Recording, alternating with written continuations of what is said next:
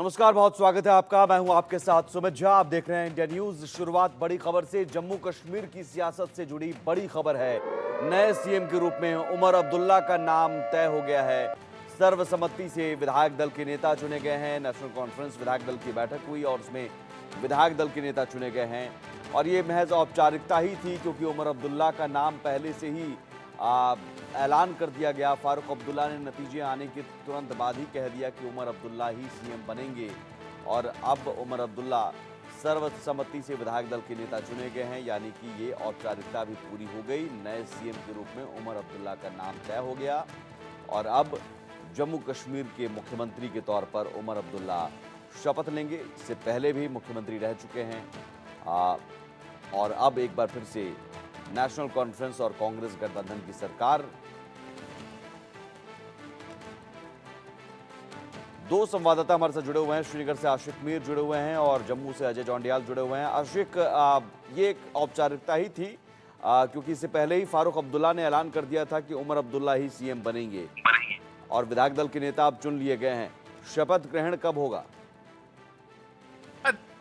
देखिए, बिल्कुल जिस हिसाब से आज सुबह विधायक दल की मीटिंग नेशनल कॉन्फ्रेंस के कार्यालय में की गई, जहां पर 42 एमएलए जो चुन के आए हैं जम्मू कश्मीर से, वो इस मीटिंग में शामिल रहे। साथ साथ 4 ऐसे इंडिपेंडेंट कैंडिडेट्स ने भी समर्थन नेशनल कॉन्फ्रेंस को दिया, जिससे अब ये साफ हो गया है कि नेशनल कॉन्फ्रेंस ही यहाँ पर जो है और कांग्रेस के साथ सरकार बनाएगी। और अगर हम शपथ ग्रहण की बात करें तो उमर अब्दुल्ला के कहने के मुताबिक 2 दिनों के बाद वो दिल्ली में जो है कांग्रेस के साथ मुलाकात करेंगे, जिसके बाद ये डिसाइड किया जाएगा कि किस किस को मिनिस्ट्री दी जाएगी और जो की पॉइंटर्स है वो कांग्रेस के साथ मिलकर ही तय किया जाएगा। फिलहाल फारूक अब्दुल्ला ने यहाँ पर मीडिया के साथ बात करते हुए इस बात को स्पष्ट किया कि उमर अब्दुल्ला ही जो है नेशनल कॉन्फ्रेंस के चीफ मिनिस्टर कैंडिडेट रहेंगे। और साथ साथ ये भी कहा गया कि ये सरकार जो है कांग्रेस के साथ मिलकर जम्मू कश्मीर के लोगों के लिए काम करेगी। और सबसे बड़ी बात यहाँ पर ये है कि जो कॉन्फ्लिक्ट बीते कुछ सालों से हमने देखा कि लेफ्टिनेंट गवर्नर के साथ नेशनल कॉन्फ्रेंस या यहाँ की जितनी भी रीजनल पार्टीज है, उनका तालमेल सही नहीं था। लेकिन कल जिस हिसाब से फारूक अब्दुल्ला ने भी ये कहा कि अब नए गवर्नर आने वाले हैं, जिसके साथ वो आशिक आप रही हमारे साथ। अजय जौंडियाल भी हमारे साथ जुड़े हुए हैं। अजय, सरकार का स्वरूप कैसा हो सकता है? उमर अब्दुल्ला तो सीएम होंगे, क्या डिप्टी सीएम भी यहाँ पर कोई प्रस्ताव है कि डिप्टी सीएम भी रहे कांग्रेस की तरफ से? देखिए, सबसे बड़ी चुनौती जो इस वक्त नेशनल कॉन्फ्रेंस के लिए, कांग्रेस के लिए है, वो ये है कि जम्मू कश्मीर में जो मैंडेट मिला है वो भारतीय जनता पार्टी को जम्मू प्रोविंस में 29 सीटें मिली, जबकि कश्मीर की लगभग ज़्यादातर सीटें जो है वो नेशनल कॉन्फ्रेंस के पास है, जिसमें 42 नंबर जो है उनका है। इसके अलावा 7 जो है वो निर्दलीय विधायक जीते हुए हैं, कांग्रेस के 6 विधायक जीते हैं। इसमें सबसे बड़ी चुनौती ये थी कि नेशनल कॉन्फ्रेंस और कांग्रेस के विधायक मिलाकर भी जो ज़्यादातर विधायक जीते हैं वो कश्मीर प्रोविंस से हैं, और जम्मू को रिप्रेजेंटेशन कैसे मिले वो बड़ी चुनौती थी, क्योंकि जम्मू में भारतीय जनता पार्टी को 29 सीटें मिली हैं। इसी चुनौती से निपटने के लिए निर्दलीय विधायकों में से सतीश शर्मा हो या फिर आप देखें तो रामेश्वर सिंह हो, जिनको जो बनी से जीते हैं, इसी तरह से जो बाकी नेशनल कॉन्फ्रेंस के ही नेता थे जो जीते हैं, जिसमें हिंदू चेहरे की बात की जाए उसमें अर्जुन सिंह का नाम है, प्यारे लाल का नाम है। ये वो विधायक हैं जो जम्मू प्रोविंस से जीते हैं। अब इनको कैबिनेट में शामिल करने की तैयारी की गई है। हमारी सतीश शर्मा से बात हुई और सतीश शर्मा ने कहा कि उनको जो है ये कहा गया है कि वो इस कैबिनेट का हिस्सा होंगे, सरकार का हिस्सा होंगे। मतलब नंबर बेशक पूरा है, मगर जम्मू और कश्मीर को बैलेंस करने के लिए नेशनल कॉन्फ्रेंस जो है अब इन चीजों को अपनाने की कोशिश कर रही है। मगर एक चीज आपको और बता दूं, भारतीय जनता पार्टी ने कहा है कि उमर अब्दुल्ला के जो सुर बदले हैं, जिसमें उमर अब्दुल्ला ने यह कहा कि वो केंद्र के साथ मिलकर सरकार चलाएंगे, वो बताता है कि कांग्रेस और नेशनल कॉन्फ्रेंस के बीच सारी चीजें अच्छी नहीं हैं। मतलब ये लंबे समय तक सरकार चले, भारतीय जनता पार्टी का ये कहना है कि ये मुश्किल लग रहा है। तो कहीं ना कहीं अब चुनौतियों से कैसे निपटते हैं उमर अब्दुल्ला। हालांकि उमर अब्दुल्ला के पास नंबर गेम जो है वो पूरा हो गया है, क्योंकि उनके पास 6 निर्दलीय विधायकों का समर्थन है, 42 उनके खुद हैं, 48 का फिगर वो हो जाता है। और इसी तरह से सीपीआई के जो तो ऐसे में क्या कांग्रेस अगर कोई डिमांड करती है तो कांग्रेस की डिमांड रिक्वेस्ट मोड में होगी? कोई शर्त तो कांग्रेस लाद नहीं सकती है कि आपको ये मानना ही होगा? अगर कांग्रेस चाहेगी डिप्टी सीएम तो डिप्टी सीएम उमर अब्दुल्ला रखना चाहेंगे तो रखेंगे, नहीं तो नहीं रखेंगे। स्पीकर या डिप्टी स्पीकर को लेकर अगर बात होगी तो उसे लेकर भी शायद उमर अब्दुल्ला ही कहेंगे कि हम जो कहें वो मानना पड़ेगा।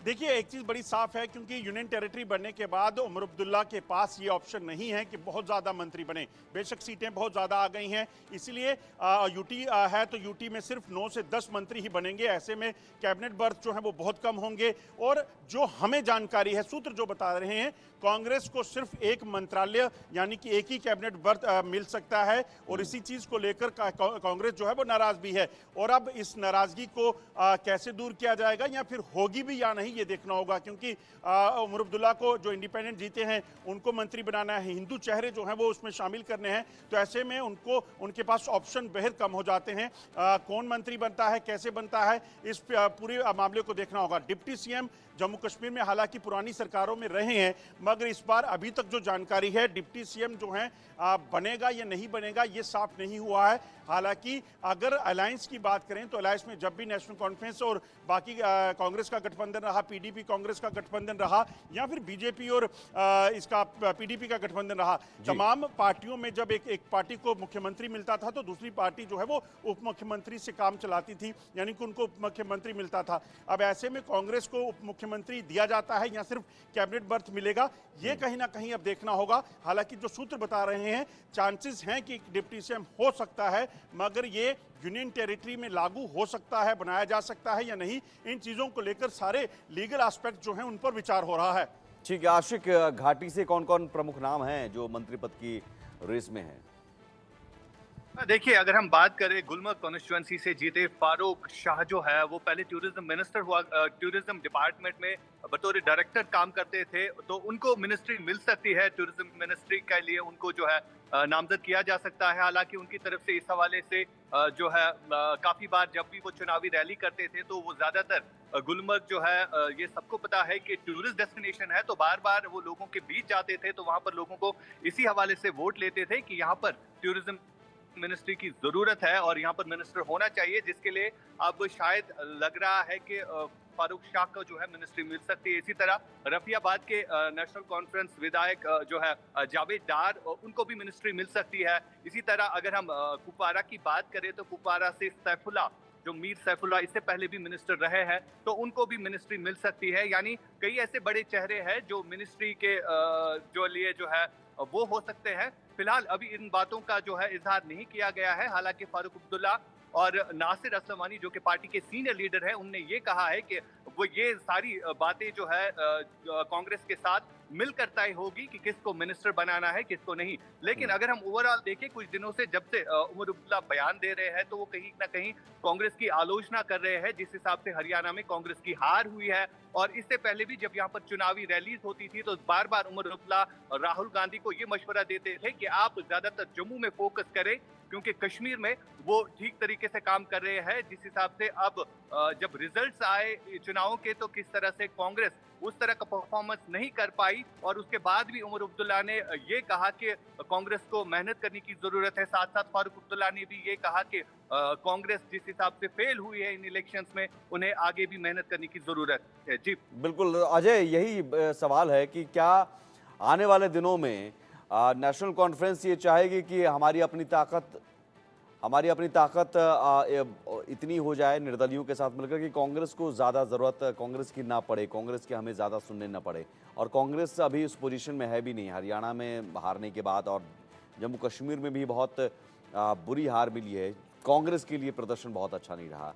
तो इस लिहाज से कहीं ना कहीं नेशनल कॉन्फ्रेंस की कोशिश होगी कि अपने बूते हम सरकार चलाएं। कांग्रेस बार्गेन की पोजीशन में अभी तो नहीं है, लेकिन आगे अगर पोजीशन में आती है बार्गेनिंग की, तो उस स्थिति में एक प्लान बी कहीं ना कहीं नेशनल कॉन्फ्रेंस चाहेगा कि वो उसके पास रहे। और शायद यही वजह है कि निर्दलियों का समर्थन भी उसे मिल गया है। बहुत शुक्रिया फिलहाल अजय डोंडियाल और आशिक मेरा।